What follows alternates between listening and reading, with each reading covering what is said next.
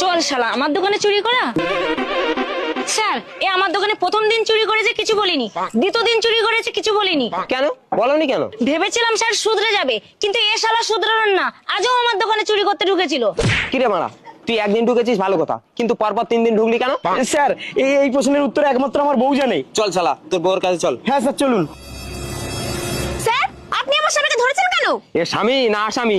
একে অ্যারেস্ট করার আগে আপনার কাছে একটা প্রশ্ন জানার আছে। কি প্রশ্ন স্যার? বাজারে এত দোকান থাকতে এক দোকানে 3 বার চুরি করতে ঢুকলো কেন? স্যার আমার স্বামী চোর হতে পারে, কিন্তু ছ্যাঁচর না যে একই দোকানে বারবার চুরি করতে ঢুকবে। তার মানে? স্যার প্রথম দিন দোকানে ঢুকে আমার জন্য যে শাড়িটা চুরি করেছিল সেই শাড়িটা আমার পছন্দ হয়নি, তাই দ্বিতীয় দিন ওটা পাল্টাতে গেছিল।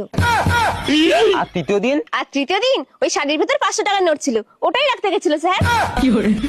স্যার এই চোরকে ছেড়ে দিন স্যার, এত ভালো চোর বারবার জন্মাবে না স্যার, এ তো বাংলা মায়ের উজ্জ্বল চোর।